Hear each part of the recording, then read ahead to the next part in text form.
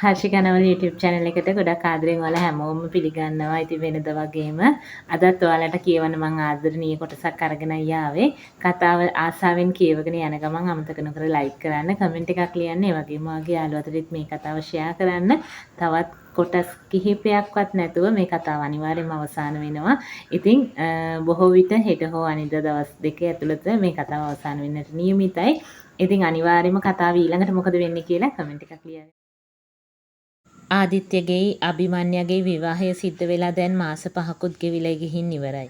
දෙන්න අතර මුලදී තිබුණු නොපෑහුණු ගති දැන් කෙමෙන් නැති වී ගියත් ඔවුන් තවමත් පිටස්තරයින් වගේ. හැමදාම වගේ ආදිත්‍ය අභිමන්‍යගේ සැමියා වුණාට ටානියගේ පෙම්වතා විදිහට මේ කාලේ ගෙවිලා ගියා.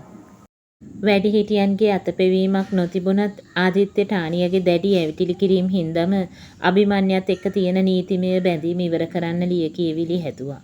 තවමත් ඔහුට හිමි විය යුතු දේපල තමා සතු නොවීම නිසාම ආදිත්‍යයට තිබුණේ නොරිස්සුමක්. මං ඩොකියුමන්ට් ටික හදලා ඉවරයි අභිමන්‍යා. දවසක් ආදිත්‍ය රෑ ගෙදර ඇවිත් එහෙම කිව්වා. ඔහු කියපු ඒ වචන ඇයව පුදුම නොකරුවත් ඇයව සංතාපයට පත් කරන්නට සමත් වුණා. ඇයියා මොකද කියන්නේ නැත්තේ? ඇගේ නිහඬ බව ආදිත්‍යගේ හිතට ගෙනාවේ හීන් තෙරපුමක්. ඉතින් මම මොනා කියන්නද? නෑ ඉතින් මං ඩොකියුමන්ට් ලෑස්ති කරුවේ අපේ ඩිවෝස් එකට අභිමන්‍යා. ඇය සමීපයෙන්ම සෙටියේ වාඩි වෙමින් ඔහු කිව්වා. මං දන්නවා ආදිත්‍ය. ඇය සුසුමක් හෙලමින් කිව්වා. ඉතින් ඔයාට කියන්න මොකුත් නැද්ද? නැහැ. හෙට ඩොකියුමන්ට් වල අඩුපාඩු බලලා ලෝය දෙන්නම් කිව්වා. මං අරන් එන්නම් හවසට. එහෙම කියද්දී ආදිත්‍යගේ මූණේ තිබුණේ පරාජිත හැඟීමක්. ඒක හිත පුරාම වේදනාව පිරුණු හැඟීමක් වගේ යබීට නම් දැනුනේ. ඒ වගේම වේදනාකාරී රිදුමක් ඇගේ ඇතුළෙත් උඩුදුවමින් තිබුණා. මොහොතක නිහඬියාව දෙන්නගේම හිත්වල රිදෙන තැන් ස්පර්ශ කරමින් ගලාගෙන ගියා. අභිමන්‍යා හාට සතුටුයි නේද මේක ඉක්මනට ඉවර වෙන එකට? ආදිත්‍ය ඇහුවේ උගුරෙන් වගේ. ඒක හරි අමාරු මොහොතක් කියලායි ආදිත්‍යයට හිතුනේ. ඔහු අහපු ප්‍රශ්නෙට කසාද බැඳපු දවසේ කටේ තිබුණු උත්තරේ අද වෙද්දී අබීගේ ශබ්දකෝෂයේ කොහෙවත් නොතිබුණු එක පුදුමයක් නෙමෙයි. ඇයිවා උත්තරයක් නොදී ඉන්නේ? ආදිත්‍ය ඇදිහාට හැරී ඇහුවේ බර හුස්මක් අරන් සීරුවට ඇදිහා බලන අතරේ. අභිමන්‍යට ඒ මුහුණ දිහා බලාගෙන ඇගේ හිතේ මේ වෙද්දි තියෙන උත්තරේ දෙන්න පුළුවන් කමක් තිබුණේ නැහැ. ඒත් ඇය උත්තරයක් දෙනකල් ආදිත්‍ය ඇය දිහාම බලාගෙන ඉන්න එක ඇයට දරා ගන්න පුළුවන් කමක් තිබුණෙත් නැහැ. මටත් ඕනේ එහෙම තමයි ආදිත්‍ය. අමාරුවෙන් උනත් අබී එහෙම කිව්වේ දෙතොල් තද කරගෙනමයි. ඉඩෝරේට මල් හැලෙදිත් ළඟ වුණු අය වැහි කාලෙට තුරුළු වෙන්නවත් ළඟ නැති එක පපුවම පාරන වේදනාවක්. ඒක කුරිරු ඉදුමක්. ඇගේ උත්තරේ අහලා ආදිත්‍ය එතනින් නැගිට්ටේ බලාපොරොත්තු සුන් වෙච්ච කෙනෙක් වගේ. ඒක අබීට හොඳින්ම දැනුණා. මං වොෂ්‍ය කතාගෙන ඉන්න. ආපහු නොහැරීම ආදිත්‍ය කිව්වේ ටවල් එකත් අතට අරන් ඔහු ඇඳ සිටි කමිසේ බොත්තම් කාසවලින් පන්නා දමමින්. අභිමන්‍යා ආදිත්‍ය ආයමත් ඇයට කතා කරුවේ ඇයත් හිඳවුන් තැනින් නැගිට යන්නට හදද්දී. ඇයි? තව ටික දවසකින් ඔයාට සතුටින් ඔයා කැමති කෙනෙක් එක්ක ඉන්න පුළුවන්. හිනා වෙලා ආදිත්‍ය කියද්දී ඇගේ ඇතුල් හිත පිච්චිලා ගියා. ඇය හූමිටි තිබ්බේ මුවින් කිසිවක් කියා ගන්නට බැරුව ලත වෙද්දී. ඇගේ හිනාවත් එක්ක ආදිත්‍ය නැවත හැරී යන්නට ගියේ මුකුත්ම නොකියා. ඔයා ගොඩක් ආසාවෙන් ඉන්නේ ආදිත්‍ය මේ ඩිවෝස් එක වෙනකල්. ඒත් මං හිතුවේ ටිකක් හරි ඔයාට නර්වස් ඇති කියලා. මට පිස්සු. කොහොමද එහෙම වෙන්නේ? එයා ආදරේ මට නෙමෙයිනේ. ඉතින් මේ ඩිවෝස් එක වෙද්දී එයාට දුක ඇයි සතුටු වෙන්නේ නැතුව?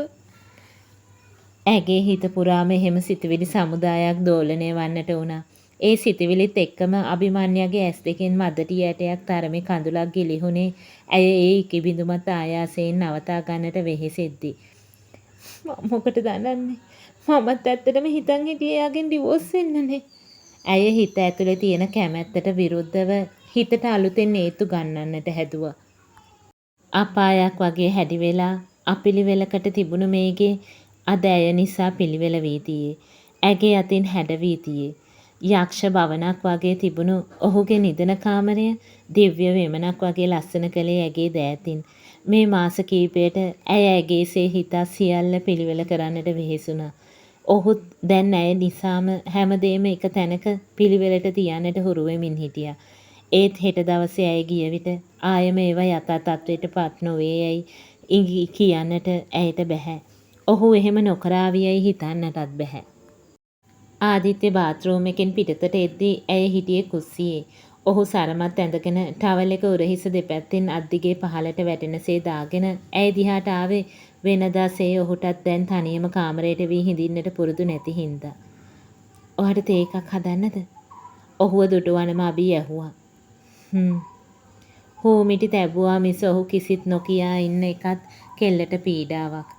කතාවකින් තොරවම ඇයත් නිහඬවම කේතලේ ලිප තිබ්බේ ගෑස් ලිප පත්තු කරද්දී එන සද්දේ මේ නිහඬ බව මැද්දේ ඕනාවටත් වඩා දෝංකාර දෙද්දි. විනාඩි කිහිපයක් ඇතුළත තේ එක හදලා කෙල්ල ඔහුගේ අතට දුන්නේ ඒ මූණේ hina කඳුලක් හොයාගන්න ආදිත්‍යත් උත්සාහ කරද්දී. හැමදේම හොඳින් විසඳෙයි නේද? ඔහු කිව්වේ ආන්තම් hina වෙන්නට වෙරදරමින්. ඔව්. ඇගෙනුත් ලැබුණේ කෙටි උත්තරයක්. මට ලෝය මැසේජ් එකක් දාලා තිබ්බ දැන්.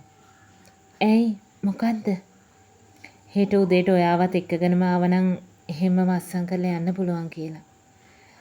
ආදිත්‍ය එහෙම කියද්දී අබීට දැනුනේ හීනියට කටු අනිනවා වගේ රිදුමක්. මං එන්නම්. මේ වැඩේට දැන් බැහැ කියන්නට බැරි නිසාම ඇය හා කිව්වා. හෙට උදේ ඔයාලා ඇස්ති වෙන්නකෝ. හරිද? ඇය හිස වැනුවේ ඔහු දිහා නොබලමයි. වෙනදා තිබුණු ඔහුගේ නපුරුකම් කාලයත් එක්කම නැති වී ගියේ ඇගෙත් නොරිසුම් ගති මගහැරෙද්දී. රෑට අපි ඩිනර් එළියෙන් ගමුද? එකවරම ඔහු යෝජනා කෙරුවේ කෙල්ල උත්තරයක් දෙනකල් ඇගේ මූණ දිහාම බලාගෙන ඉද්දී. යමු. සසල වෙමින් තිබූ දෙතොල් තද කරගෙන ඇය කිව්වා. එහෙනම් 7ට විතර ඔයාලා ඇස්ති වෙන්න. ඒත් ආදිත්‍ය ඇයි? නෑ මේ ටානියා ඇයට තිබුණේ ඇත්තටම එහෙම ප්‍රශ්නයක්. ටානියා මෙහෙම ගමන් යනවා දැනගත්තොත් කියා ඇයට දැනුනේ නොකමැත්තක්. ටානියා මොනා හිතන්නද? සමහර විට හෙටින් පස්සේ කොහොමත් අපිට එකට කෑමක් ගන්න පුළුවන් වෙයි කියලා මට ෂුවර් නෑ. ඩිවෝස් එක ගැන ගෙදරින් දැනගත්ත ගමන් මෙතන ප්‍රශ්න කෝටියක් විතර එයි. තාත්තා දැන් මට දේපල දෙන්නත් කැමති වෙලා තියෙන හින්දා ඩිවෝස් එක වෙනකන් මේක යාලට හංගන්නත් ඕනනේ. ඒක අතකින් මම දන්නවා මේ හැමදේම මට කියලා. එහෙනම් දන්නේ අභිමන්‍ය. මට දැන් ඉස්සර වගේ එහෙම ලොකු ඉන්ට්‍රස්ට් එකකුත් නෑ මේ ගැන. අනේ මන්දා. ආදිත්‍ය කිව්වේ වෙනස් විදිහට. ඒ වයින් වැඩක් නෑ. ඔයාලා ඇස්ති වෙන්නකෝ. කියලා කියාගෙනම ආදිත්‍ය බාගෙට බීලා ඉතුරු කරපු තේ කෝප්පේ ඇගේ අතින් තියලා එතනින් යන්න ගියා. ඇයි දෙයියනේ මට දැන් ලෝභ මේ ජීවිතේට. මට මේ විදිහට හිටියා කියලා මොනවද ලැබෙන්නේ? අනික මං කවුද ආදිත්‍යගේ? මං නමට ආදිත්‍යගේ වයිෆ් එච්චරයි. හෙටින් පස්සේ මං එයාගේ එක්ස් වයිෆ්. මට ඕනේ මේ ඔක්කොම දාලා නිදාසේ ඉන්න. ඇය හිල්ලුවේ එහෙම හිත හිතා හඬමින්.